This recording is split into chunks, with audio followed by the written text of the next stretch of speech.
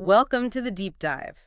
If you are anywhere near modern data infrastructure, you definitely know the data lakehouse isn't just a concept anymore. It's really become the undisputed hmm architecture.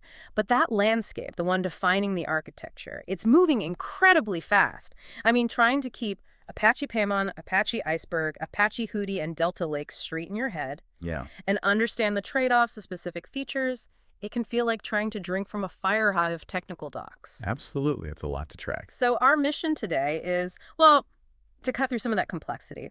We're doing a deep dive into these four major open source lake format projects. Right. We really want to get past the marketing speak and understand the core architectural mechanics, especially, around real-time updates and reliability. The nitty-gritty stuff. Exactly. So you can quickly get up to speed on this essential topic and know, okay, which tool fits which job. We've got stacks of research here on their implementations, Oh, ecosystems, limitations. Okay, let's unpack this. sounds good. And I think it's crucial we start with the fundamental shift here. Yeah. The lake house promise. Traditional data lakes, they were cheap storage, sure. That cheap but messy sometimes. Exactly. And data warehouses were reliable, but expensive, rigid. Hmm. These formats, they aim to bridge that gap. They fundamentally take your basic, cheap cloud storage, S3, ADLS, HDFS, whatever you're using, Hmm. and they add those crucial features that used to be only in those traditional, expensive data warehouses. So how do they actually do that? What's the mechanism? It's mostly achieved by adding a really robust metadata layer on top. This layer allows for much more fine-grained file management than you ever had before. Okay. And that layer is what enables things like transactional reliability. It's what unifies streaming and batch processing right there on the object storage. Got it. And while, each format has its own special sauce, the core things, the universal offerings that all four provide, they're really the non-negotiable table stakes for a lakehouse. Like what specifically? Well, they all guarantee ACD transactions. That's fundamental. They all support evolving schemas so your tables can adapt as data changes Which happens all the time. constantly. And they all enable time travel, which is just absolutely essential for things like auditability, regulatory compliance, debugging, you name it. Okay, so ACD, schema evolution, time travel, those are the baseline guaranteed. Exactly. They're the foundation. All right, let's maybe start with the formats that seem to focus first on really setting the standard for reliability and handling massive scale metadata. I'm thinking Yeah. Apache Iceberg and Delta Lake. These feel kind of foundational. Yep. Yeah, let's kick off with Apache Iceberg.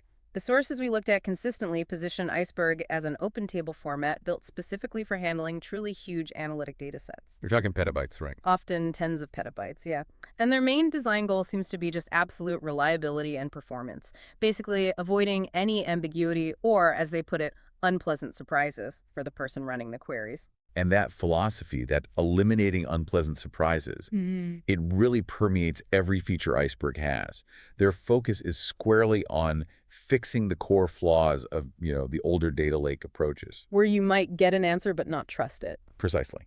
Where a user could run a query, get a result back, and have basically zero confidence that the answer was based on the correct, complete data set at that point in time. So how does Iceberg tackle that? Let's talk features. Schema evolution, for example. Right. So their approach to schema evolution is really rigorous. Iceberg is completely non-destructive. It supports adding, dropping, updating, renaming fields. That's fairly standard. Okay. But the truly critical promise, the thing they highlight, is no side effects. What does that mean in practice? It means when you evolve the schema, say you drop a column, Iceberg guarantees you won't inadvertently cause data corruption.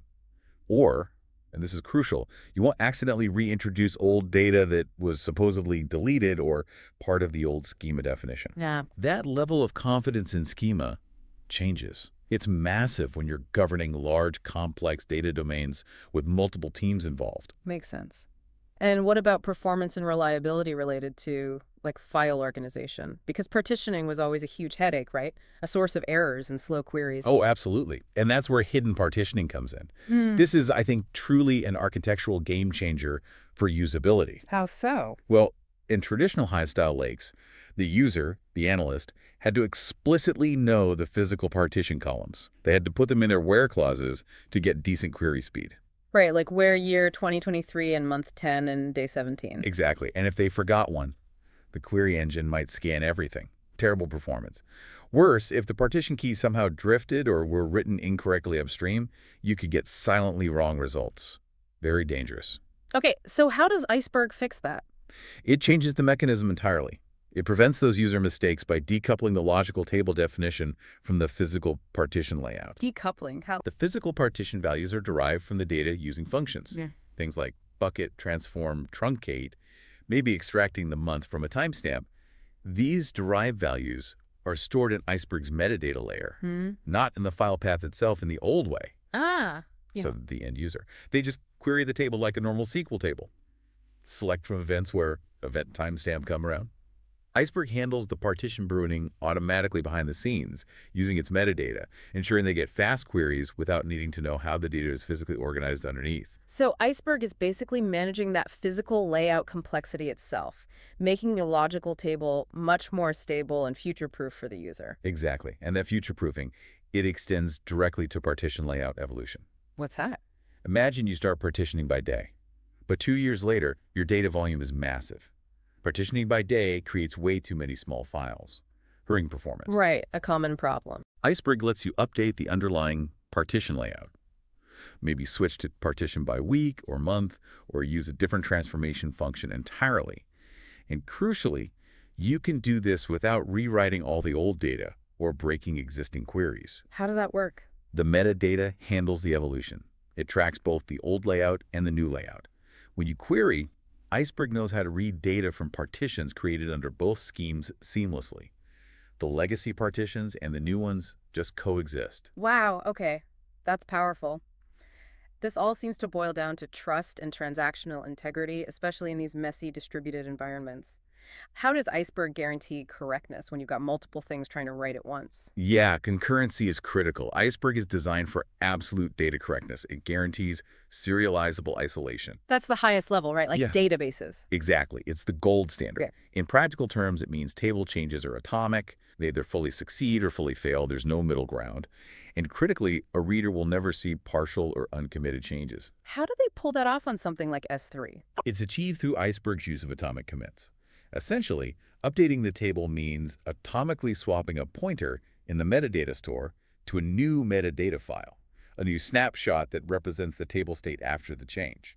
Okay, but what if two writers try to commit at almost the same time? That serializable guarantee sounds hard to achieve at scale on object storage where things can be slow or fail. That's a really great point, and it gets to the core mechanism. It relies on optimistic concurrency control.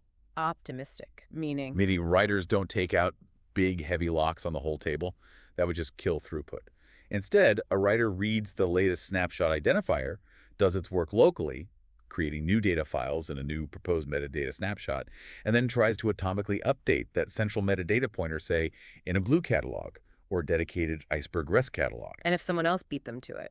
If another writer successfully committed a compatible update in the meantime, meaning they didn't touch the same data files or partitions, the system often allows both commits to succeed.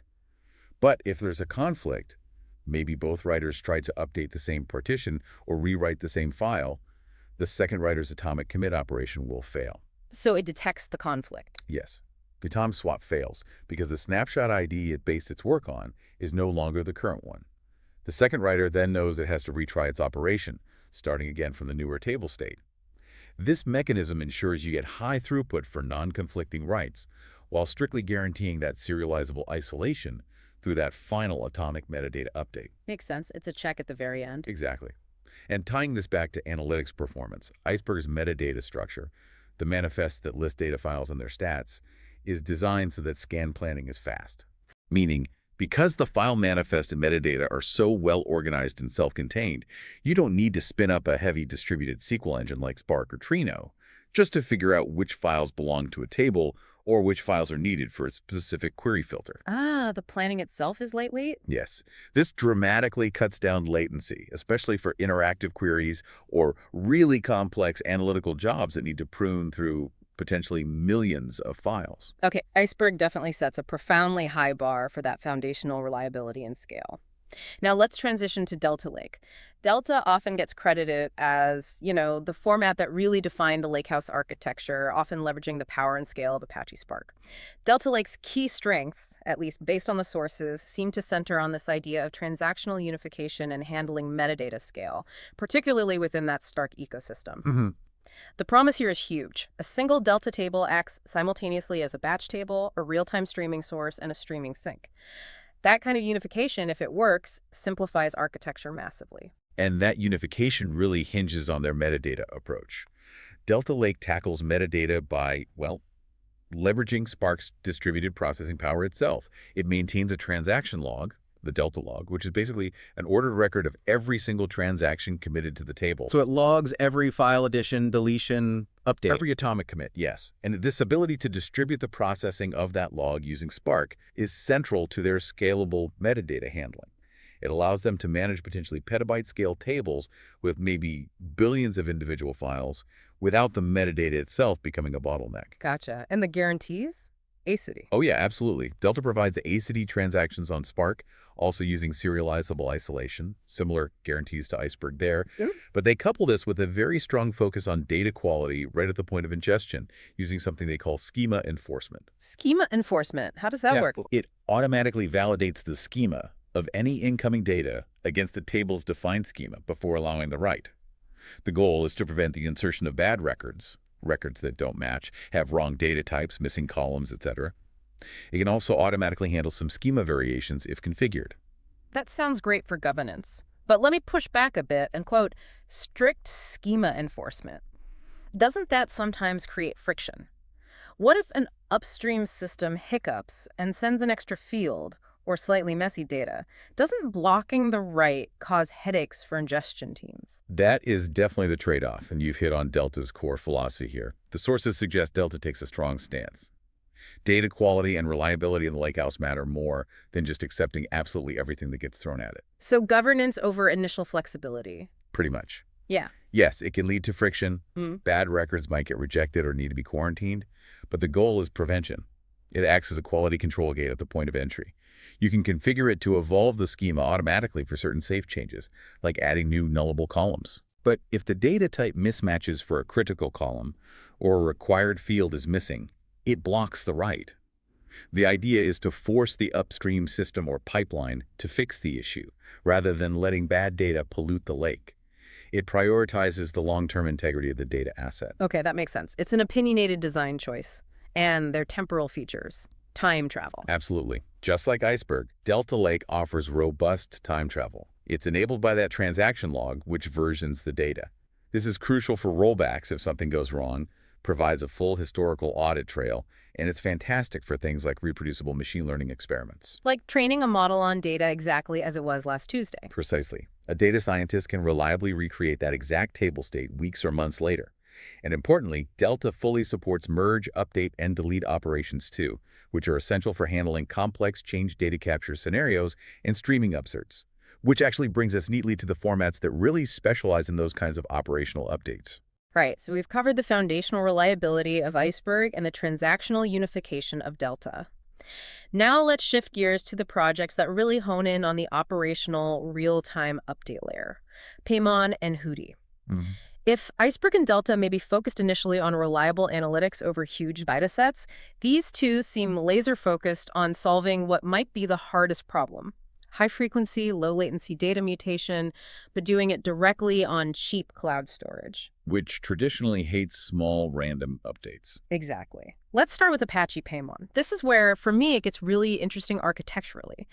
Paimon took a pretty innovative leap. It uniquely combines the lake format ideas with an LSM structure. Log-structured merge tree. Right, LSM. That's a structure you usually see in high-write volume databases, things like Cassandra or HBase, right? And Paimon brings that performance characteristic directly into the Lakehouse architecture. That LSM integration is, I agree, probably the single biggest architectural differentiator for Paimon.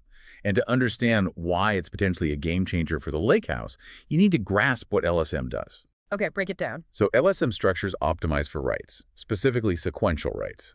Instead of finding a record and updating it in place, which involves slow, random I/O, an LSM structure typically buffers updates in memory first. Mm-hmm. Then it sequentially writes these updates to disk in new immutable files or segments.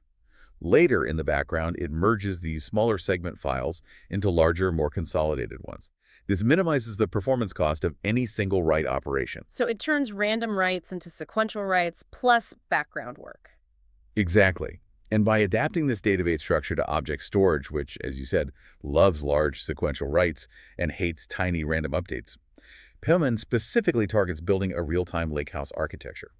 You often see it paired with Flink and Spark for this. Its core focus is enabling high-performance, real-time updates, and, importantly, maintaining low-latency reads through that background compaction process. So if my use case involves, say, tracking real-time IoT device status with millions of updates per minute, Paimon's architecture is fundamentally engineered to handle that write velocity efficiently. Precisely. Paimon achieves this real-time capability primarily through what it called primary key tables. These are specifically designed to handle writing large-scale updates with really exceptional performance. And often, the engine driving those writes is something like Flink streaming, which is built for that kind of high-throughput, continuous processing. But just handling the writes isn't enough. The efficiency must depend on how the record actually gets updated or merged, right? What really stood out to me in the research was the fine-grained control Paimon gives you over the merge logic. It seems way beyond a simple overwrite. You're right that customizable merge logic is absolutely central to Paimon's operational value proposition. It allows users to define specific merge engines when they create a table. These engines dictate exactly how incoming records should interact with existing records that share the same primary key. Okay. This means users can solve complex streaming update problems like partial updates or aggregations declaratively within the table format itself without having to write complex stateful logic upstream in their Flink or Spark jobs. So what kind of merge engines are there? Well, the sources detail 4 really powerful types, and the differences are crucial depending on the use case. 1. Deduplicate. This is the default, the simplest. It just keeps the last row written for a given primary key based on arrival order. Right, last write wins. 2. Partial update. This one is, I think, immensely valuable for efficiency. It ensures that only the specified fields in the incoming update record are actually updated in the stored record. All other columns in the existing record are left untouched. Oh, okay, that sounds efficient. 3. Aggregation. This is designed for metrics. It combines records based on the primary key using specified aggregate functions like SEM, counto, bax, min, avg, useful for building real-time materialized views or dashboards directly in the lake. On-the-fly aggregation, cool. 4. First row. This is interesting for data quality or tracking initial states. It keeps the original record associated with the primary key and simply ignores any subsequent updates or records for that key entirely. Let's zero in on that partial update engine again. Why is that specific feature such a huge potential efficiency win compared to, say, a more traditional copy-on-write approach, where maybe you have to rewrite the whole record even if only one field changed? Great question. Imagine you have a really wide table, maybe 500 columns, common in some operational systems. Sure. Now, your streaming update only changes 2 small fields, maybe a status flag and a last modified timestamp. In a classic copy-on-write CIW table format, updating that record would likely force the system to read the entire original record, all 500 columns, apply the changes, and then write out a completely new version of the record, all 500 columns in a new file. Right. Lots of I/O for a small change. Exactly. Huge write amplification. Paimon's partial update engine, leveraging that underlying LSM structure, is designed to be much smarter. During the background merge process, you can more efficiently combine the base record with just the changed fields from the update record, without necessarily rewriting all the unchanged data. This dramatically reduces the write cost, the I/O, the storage footprint, and improves the system's overall ability to handle high update rates, especially on these wide tables. That makes a lot of sense. Less work per update. Right. And this sophisticated update logic is seamlessly supported by Paimon's changelog producer capability. When these updates happen, especially via the more complex merge engines like partial update or aggregation, Paimon can be configured to produce a correct and complete changelog stream out of the table. So downstream systems know exactly what changed. Precisely. It simplifies building downstream streaming analytics pipelines or feeding other systems that need to react precisely to the data modifications, not just the final state. And Paimon isn't just for these primary key updates, right? It handles just raw append streams, too. Oh, absolutely. It fully supports huge append data processing using what it calls append tables. These are tables without a primary key, ideal for things like raw logs, event streams, sensor data, just massive volumes of append-only data. And how does it manage the notorious small file problem there?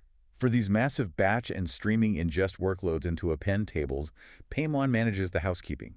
It performs automatic small file merge in the background to keep the number of files manageable. And critically, it supports data compaction using sophisticated techniques like Z-order sorting. Z-order. That helps with querying. Yes, significantly. Z-order sorting collocates data points that are spatially close across multiple dimensions within the same files. This compaction optimizes the physical file layout, which enables much faster queries based on data skipping using indexes like min-max that Paimon automatically maintains in the data files. So even for append-only data, it's optimizing for read performance. Okay, Paimon sounds really geared towards that high-throughput, low-latency operational update scenario with lots of flexibility. Now, let's pivot to Apache Hudi. Hudi also specializes in enabling inserts, updates, deletes, and querying directly on the lake. But Hudi seems to present users with a more fundamental architectural choice right at the beginning, letting them tune the table for their specific workload. That's a great way to put it. Hudi explicitly supports two main table types, acknowledging that there's often a trade-off between read performance and write performance, and no single structure might be optimal for every single use case. The two types are copy on write, COW, and merge on read, MOR. COW versus MOR. What's the essential difference? So the sources describe MOR as being the more advanced, typically more write-optimized table type. Here's the critical trade-off you make when you choose COW tables. These offer generally faster and simpler reads. Why? Because every time data is updated or written, Hudi rewrites the entire underlying file containing the affected records. So data files are always complete consolidated versions. The cost comes during that rewrite operation can be heavier, potentially leading to higher write latency. So COW is often described as read optimized. Okay, simple reads, potentially slower writes. What about MOR? Jetboard tables. These offer faster writes and generally lower ingestion latency. This is because updates aren't immediately merged into the base files. Instead, they're written quickly to separate delta log files, often using formats like Avro mixed with base Parquet files. Yeah. The trade-off comes during the read phase. The merge happens on read. Exactly. The query engine, when it reads an MOR table, has to merge the data from the base files with the latest changes from those delta log files on the fly as the query runs. This can introduce some complexity and potentially higher read latency compared to CPOW. So MOR is generally seen as write optimized. Okay, that distinction read optimized COW versus write optimized MOR is really crucial. It sounds like you choose based on your dominant workload. If I need the absolute best query speed for my nightly BI dashboards, maybe I use CIW. Right. But if my priority is ingesting a high-velocity stream of database CDC changes with minimal latency, maybe I lean towards MOR, accepting that my analytical queries might be a bit slower. That's a perfect summary of the design choice Hudi presents you with up front. Now, regarding the mechanics of updates and deletes in Hudi, it emphasizes the necessity of user-specified record keys. A primary key, essentially. Yes, something like a CUID column, or maybe a composite key made of multiple columns. This key must uniquely identify each record. It's absolutely critical because Hudi relies heavily on this key for its indexing and clustering functionality, which is how it efficiently locates records that need to be updated or deleted within potentially massive distributed file sets. Makes sense. You need a way to find the record. And Hudi is also quite sophisticated in how it enables partial updates, similar in goal to Paimon's engine, but may be achieved differently depending on CalMAR. It fully supports standard SQL merge into statements. But for efficiency, especially with Ember tables or even optimized COW writes, it allows you to update only the columns that actually changed. How do you specify that? You typically do it in the update set clause of your merge statement. You only list the columns that have new values coming from your source data. This is super efficient, again, particularly for database CDC streams, where maybe only a timestamp and a status field change in a very wide row. You avoid rewriting all the unchanged columns, dramatically cutting down I/O and storage costs. Got it. And since we're deep into streaming updates now, Hudi has a specific, powerful mechanism to handle one of the peskiest problems in streaming: data arriving out of order, like you often get with CDC logs from databases. Right, yeah. Out-of-order data is ubiquitous in real-world streaming, and Hudi tackles this head-on using its merge modes combined with the concept of a pre-combined field. Pre-combined field, what's that? So in any complex streaming setup, it's almost guaranteed that data won't arrive perfectly sequentially based on event time. An older version of a record might physically land in your ingestion pipeline after a newer version has already been processed. Right, network latency, retries, distributed systems. Yeah. It happens. Exactly. Hudi lets users specify a pre-combined field when they create the table. This field is typically something that indicates the event's actual time or version, usually a monotonically increasing timestamp column, like put in or last updated dat, or perhaps a version number from the source system. Okay, so you tell Hudi which field represents the true order. Yes. And Hudi uses this field during the write process to order and resolve conflicts between different versions of the same record, identified by the record key, that might arrive in the same write batch or across batches. It doesn't just rely on arrival time. It looks at the value in the pre-combined field. So if an old record arrives late. If a record arrives with a pre-combined value, say an older timestamp, that is less than the value already stored for that record key, Hudi's pre-combined logic ensures that the current newer version with the higher timestamp is preserved. The older, late-arriving record is effectively dropped or ignored during the merge-write operation. So it prevents older data from overwriting newer data just because it arrived late. Precisely. This makes Hudi incredibly resilient and suitable for ingesting complex, potentially messy, non-sequential streaming data sources like database CDC feeds, ensuring you maintain the correct latest state based on event time, not arrival time. Okay, so we've seen how these formats handle updates and reliability. But as data scales, just having AC transactions isn't enough. Query speed becomes paramount. You can't rely just on basic partitioning or filtering. You often need more advanced indexing to efficiently skip reading unnecessary data files. Right. We saw Paimon leverages indexing kind of implicitly through its compaction and sorting. How does Hudi approach indexing? It sounds like it's more explicit. It is. Hudi offers a more comprehensive user-facing indexing system. It's designed to give users more direct control over accelerating analytical queries beyond just relying on the primary record key lookup. So you can create secondary indexes, like in a database. Pretty much, yeah. Hudi supports creating secondary indexes using a create index command directly on columns that are not part of the primary record key.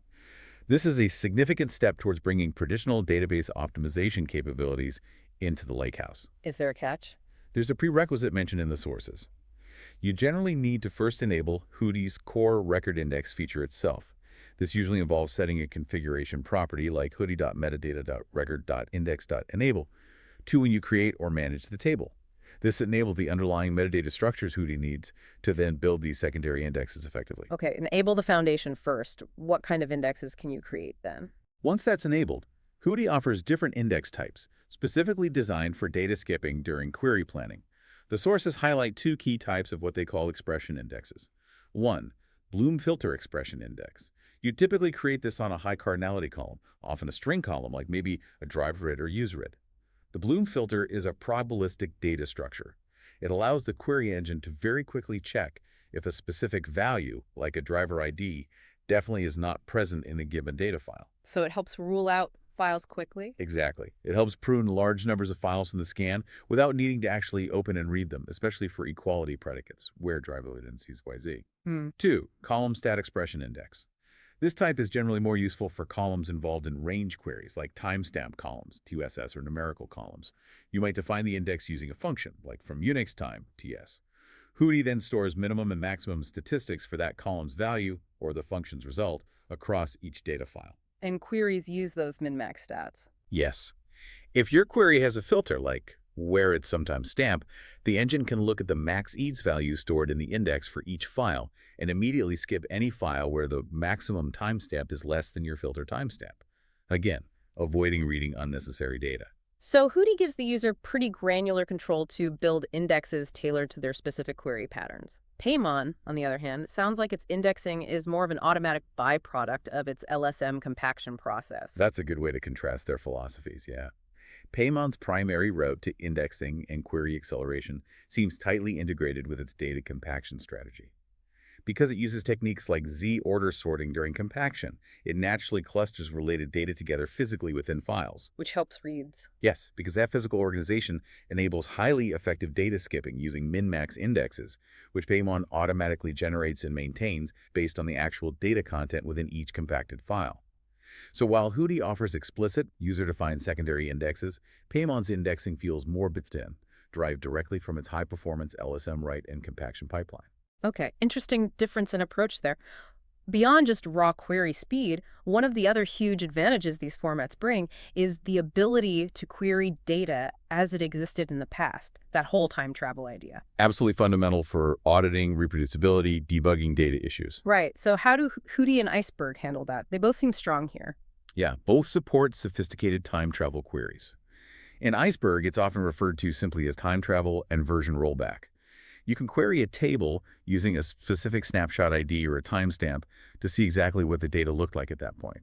You can also easily roll the table state back to a previous snapshot if needed. Hudi offers very similar functionality. You can query the table as_ev, a specific point in time, using an option like as.of.instant. The sources also mentioned Hudi provides flexibility by supporting multiple timestamp formats for specifying that point in time.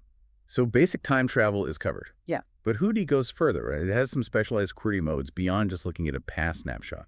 It does, and these are really geared towards operational use cases and integrating Hudi tables with downstream systems that need to react to changes, not just query historical states. Okay, what are they? First, there's the incremental query. Imagine you have a downstream system, maybe it's building a materialized view or updating a search index, and it just needs to know what's changed in the Hudi table since the last time it checked. Right, avoids reprocessing everything. Exactly. Hudi's incremental query lets you request all the records that were inserted or updated between a specific start commit time and an end commit time. But here's the key difference from CDC. It provides you with the latest state of each changed record as of that end commit time. So not the history, just the final version of changed rows. Correct. It doesn't show you every intermediate change if a record was updated multiple times within that window. It just gives you the final picture for the records that were touched. Useful for systems that only care about the current value. Okay, and how does that contrast with the change data capture CDC query? Because that term, CDC, usually implies more detail. It does. And Hudi's CDC query is designed for exactly that. Applications that need the full transactional history, the blow-by-blow details. CDC queries provide first-class support for true change data capture. Meaning they expose all the individual changes that happened to records within a specified commit time range. And crucially, for updates, they could provide both the before image, what the record looked like before the change, and the after image, what it looked like after. So if a record was updated 3 times between my start and end commit. The CDC query could potentially return 3 distinct change events for that record, showing the precise transformation at each step. That's much more granular, vital for replication or audit trails that need every step. Exactly. So the distinction is vital. Incremental query is for show me the latest state of what changed, while CDC query is for show me exactly how things changed, including intermediate steps. Got it. Is there a catch with the CDC query? There is a limitation noted in the sources currently. Due to the complexity of tracking and providing those before-after images accurately, Hudi's CDC query capability is, as of the documentation we reviewed, primarily supported on its copy-on-write CLW tables. Not on the merge-on-read MOR tables? Apparently not yet, or at least not with the same guarantees. Not just- That's a key architectural consideration. If you absolutely need that detailed CDC stream, you might be pushed towards using CLW tables, even if MOR offers better write performance for your ingestion. It's another trade-off to consider. Okay, we've covered reliability, updates, indexing, time travel, but ultimately these formats are aiming to be open standards, and their real value, their staying power, is tied directly to how widely they're adopted and usable across the entire modern data stack, right? Oh, absolutely. Yeah. It's not enough for a format to be architecturally brilliant in isolation. If it doesn't integrate smoothly with the query engines your analysts use day-to-day, or the ETL tools your engineers prefer, or the cloud services you rely on. And it doesn't matter how fast its updates are. Exactly. It becomes a niche product. To be a true standard, they need to be nearly ubiquitous and engine agnostic. Makes sense. So let's quickly run through the ecosystem support mentioned in our sources. Start with Paimon. It's maybe the newest major player here, but seems like it's aiming for broad integration, especially on the operational side. Yeah, Paimon lists pretty comprehensive support already. Naturally, it works tightly with the big stream and batch engines like Flink and Spark, but also focuses heavily on integrating with analytical query engines popular in the real-time space, like Starox and Doris, as well as the established players like Hive and Trino. And migrations. Critically, yes. The sources highlight that Paimon explicitly supports migration paths from existing Hive tables and even from Apache Iceberg tables. That signals a clear ambition to become a target destination, not just a new greenfield option. Yeah. And reflecting that LSM-based operational focus, its list of supported ingestion sources is quite broad, too. It mentions connectors for CDC from systems like MySQL, Postgres, Kafka, Mongo, and Pulsar. That breadth really shows its deliberate engineering towards being the landing zone for diverse operational data streams. All right, what about Iceberg? Given its focus on being the reliable open standard, I'd expect its ecosystem to be massive. And it is. Iceberg's ecosystem support is arguably the most extensive and truly engine-agnostic right now.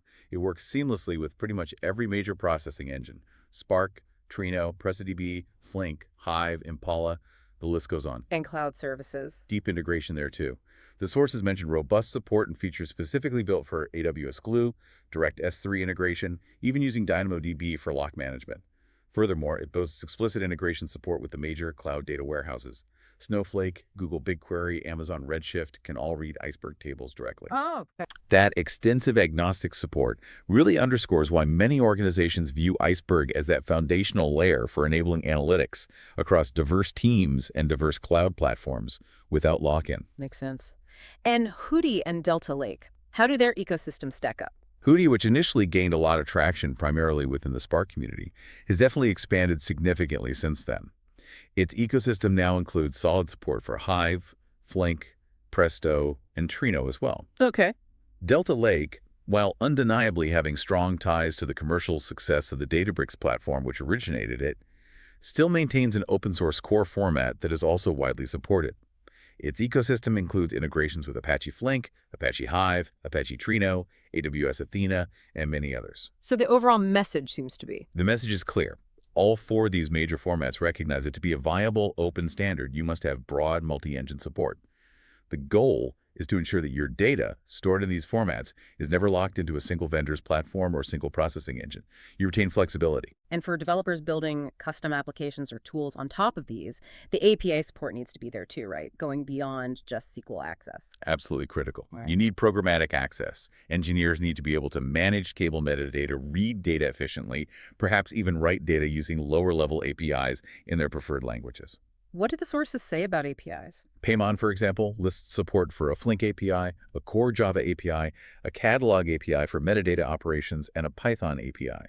Iceberg, again reflecting its focus on broad, open standard compatibility, offers a comprehensive Java API with detailed JavaDoc, but also has invested heavily in robust language-specific implementations like Iceberg for Python users, Iceberg Rust, and even Icebergo. This really shows a concerted effort to democratize access and make integration easy across the modern, often polyglot tech stack. Hashtag tag outro. Oh, okay. This has been an incredibly detailed look, a real deep dive into the specific architectural choices and trade-offs that differentiate these four absolutely essential lakehouse table formats. It's clear they're all fundamentally tackling the same core lakehouse problem, bringing reliability and structure to data lakes. But their primary focus, their design center, really dictates their specific technical implementations and strengths. Let's try to quickly summarize the key knowledge nuggets we've pulled out. That's good. Okay, so Iceberg. Its focus is first and foremost on that foundational integrity.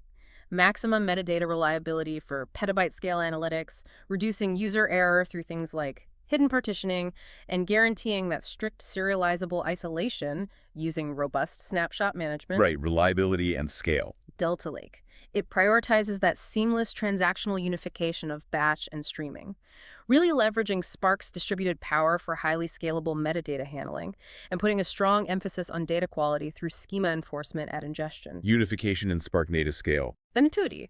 It specializes in providing users with explicit architectural choices upfront that copy on write for read optimization versus merge on read for write optimization. It offers advanced secondary indexing options and has those critical mechanisms like the pre-combine field specifically designed to handle messy, out-of-order streaming data. Flexibility and update handling. And finally, Paimon. It really innovates by bringing that log-structured merge tree structure, adapting a high-performance database design pattern directly to object storage.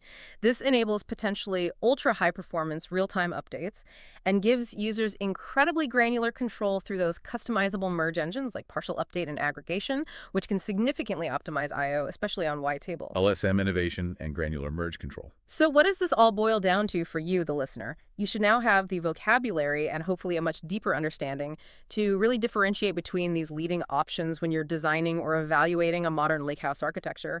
You can better distinguish between the tool that might be best suited for maximum metadata reliability across petabytes versus the tool perhaps better suited for merging complex, out-of-order, high-velocity streaming updates. Right, choosing the right tool for the job based on these architectural differences. Exactly. And, looking at this landscape, this constant, intense focus we're seeing on operational specialization, things like Hudi's pre-combined fields and its explicit KWMOR choice, Paimon's unique LSM structure and its custom merge engines, contrasted with Iceberg's relentless focus on foundational metadata integrity and correctness. It feels like we're witnessing a race, not just to build a better data lake, but to define the standard operational data layer for the entire cloud, moving way beyond just simple data archiving or batch analytics. The operational core, essentially. Precisely. And this raises, I think, an important final question for everyone working in this space to consider. Will the industry eventually consolidate around a single dominant format that managed to absorb all these specialized update and reliability capabilities effectively?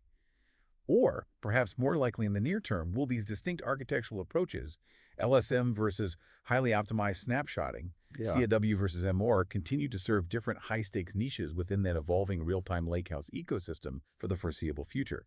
Feels like the specialization might persist for